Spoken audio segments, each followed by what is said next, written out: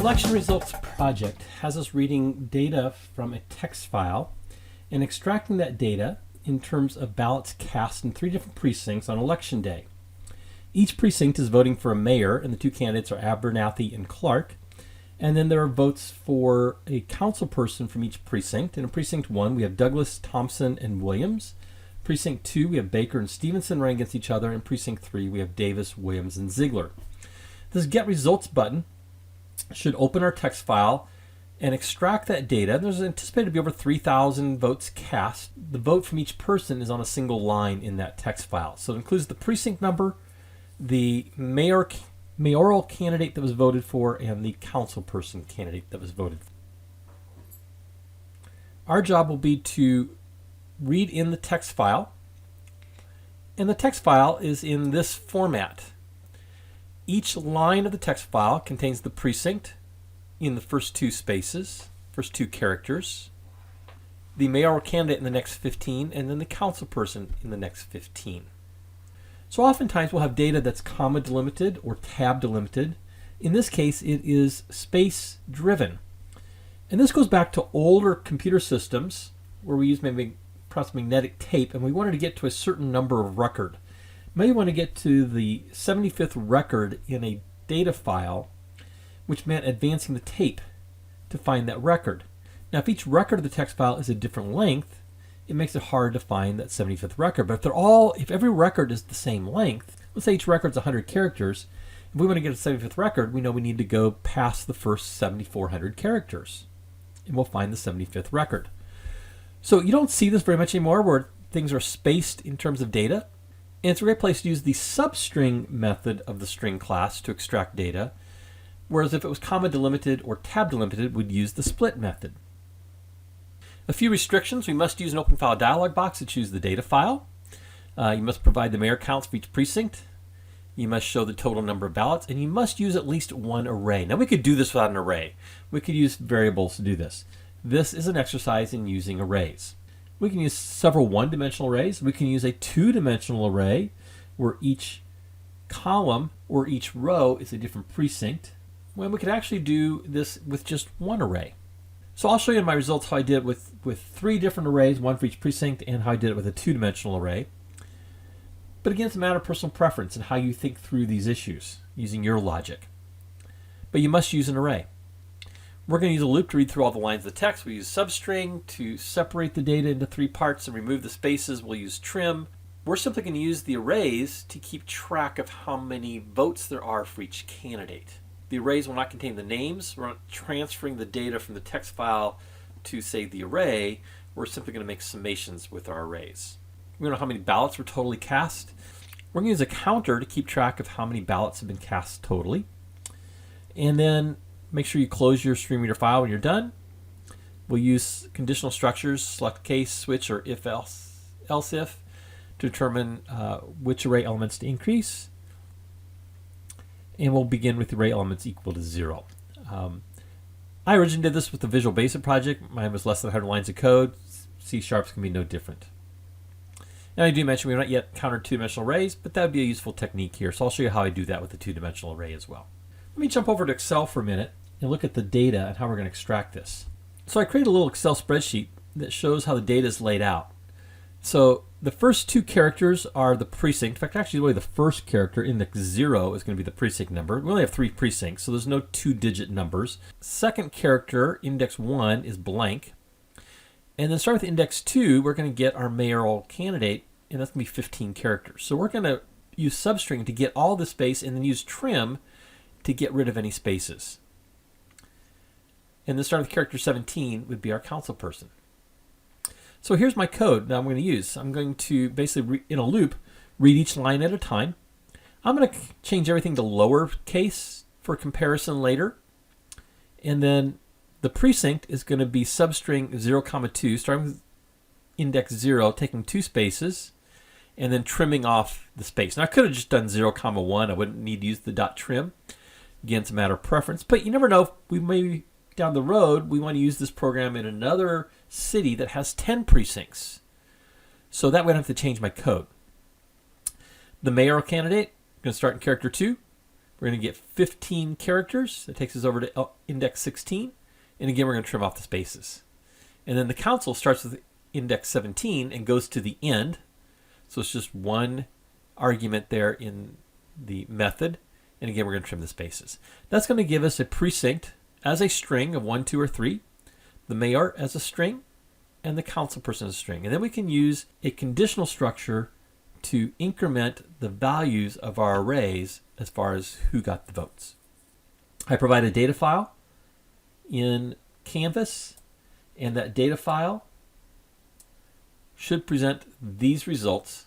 There are 3,742 ballots cast, and it looks like Clark edged out Abernathy for the win of mayor. Precinct 1, we have Thompson. Precinct 2, we have Stevenson. Precinct 3, looks like Ziegler won the election by a total of 13 votes. I'm going to suggest you pause the video here and try this on your own. After you've wrestled with the code for a while and you can't solve it, then come back and look at my solution if you need to. Look for any tips there on how I solve it. I'm going to show you both doing several one-dimensional arrays, and one for each precinct, and then a two-dimensional array.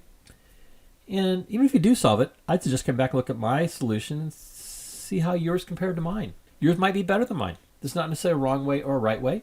The bottom line is, does the program work and return the correct results? Here is my solution to the election results project. So in my form, I'm going to look at these text boxes and the buttons here. Everything else is labels. And then I have a panel box for organization for each of the different precincts and the mayor.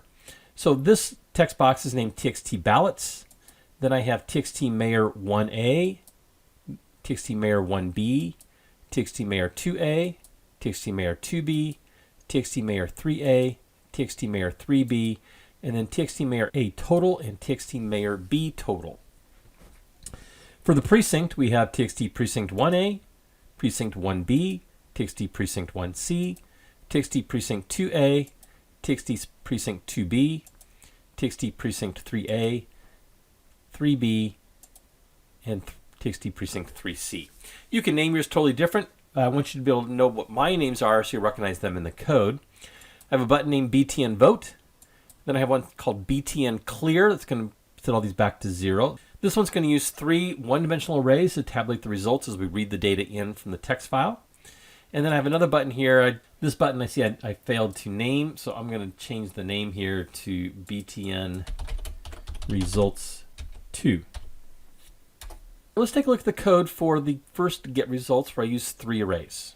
So I'm using system IO so I can read in the data file as my directive. We're going to start with an integer variable called total ballots. I want to keep track of my ballots for cast total. I have some strings for precinct, mayor, council, and file name. And then I set up 3 different arrays for each of the 3 precincts. I named them precinct 1, precinct 2, precinct 3. They're each integer arrays. The first one I have 5 values, which I set each to 0. The second one, since there's only 2 candidates for council, I only have 4, and then precinct 3 has 5 as well. We're going to open up our stream reader. We're going to show our dialog. So there isn't dialog results, OFD results, open file dialog control. File name is going to equal that dialog.file name. Then we use SR to open that file name as a text file. Little note here as far as how this data is laid out. So the first character is the precinct. Should have followed by a space.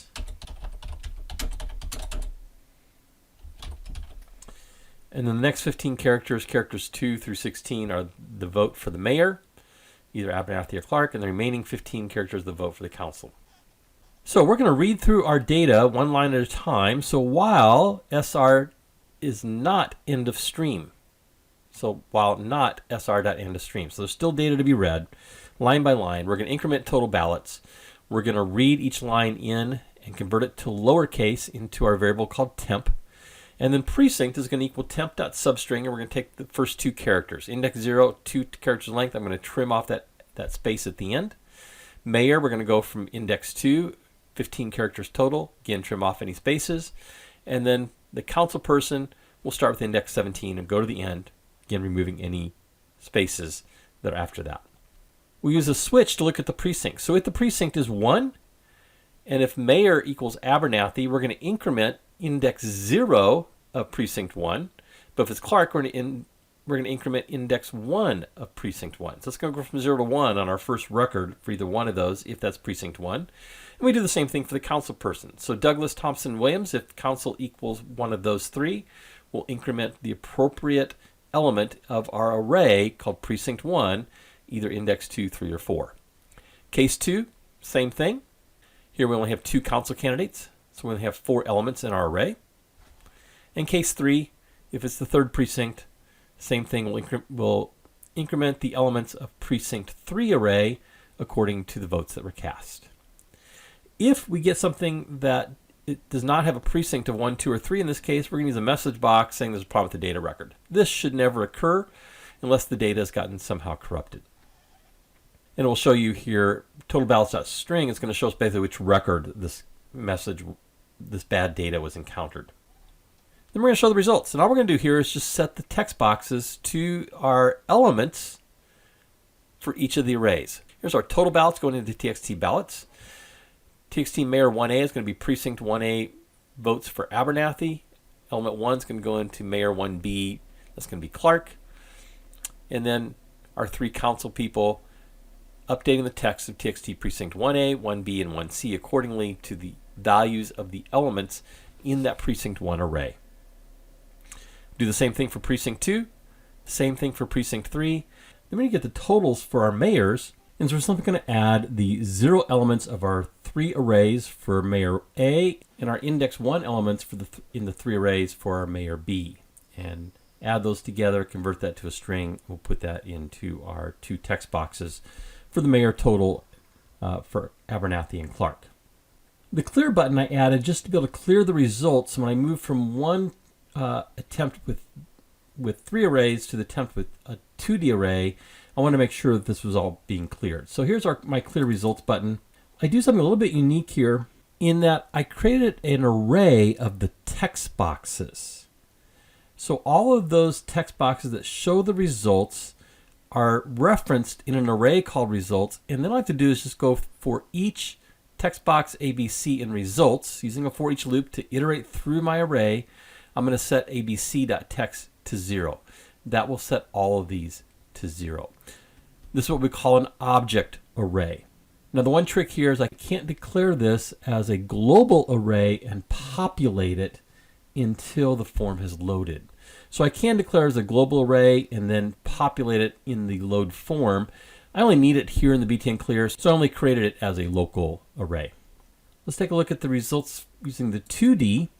I'm going to use the same variable for total ballots, add in variables for row and column, and then use precinct, mayor, council, and file name. In setting up the 2D array, I set up 3 rows, each with 5 columns. Now in the second row, which is going to be index 1 of my rows, I have 5 elements, but we're not going to use the 5th one because there's only 2 council members. And I do a little comment here on what those rows represent in terms of each candidate, their vote totals. Open the file the same way. We're going to read the file in exactly the same. Here's the other difference. So I'm going to first of all get the precinct and subtract 1. So if the precinct is 1, I'm going to subtract 1 and row becomes 0. If the precinct is 2, subtract 1, row becomes 1. If the precinct is 3, subtract 1, row becomes 2. That's going to be my row reference on this array up here. So I only need to then read in the mayor and determine the column. So Abernathy, if the mayor's Abernathy, column becomes 0, otherwise Clark becomes 1. And then I can set votes element row, element column, and increment that. And that'll add in the appropriate mayor vote for the appropriate precinct. For the council, though, I just simply did a series of if, else, if, and I used if, else, if rather than a sequential if because if 1 is true, I don't need to check anything else. So all I need to do is see if the council member is the last name, except for we have 2 different Williams candidates running.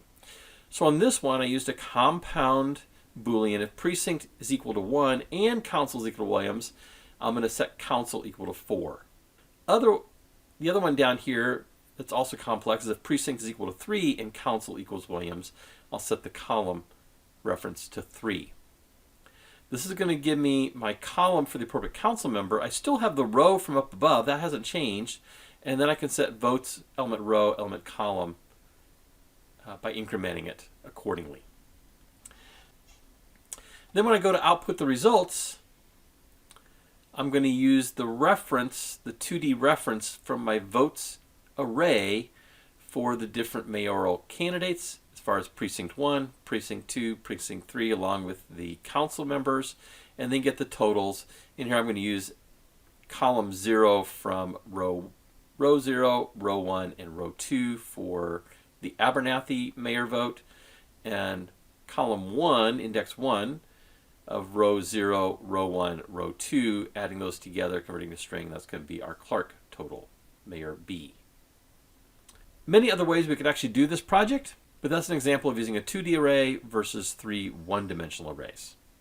If you just jumped into this video, you can see all the videos from the C# Xamarin Programming Cohort playlist by clicking on the image in the lower right. And if you'd like to be alerted to future videos that I create, you can click my picture up in the top right and subscribe to the channel.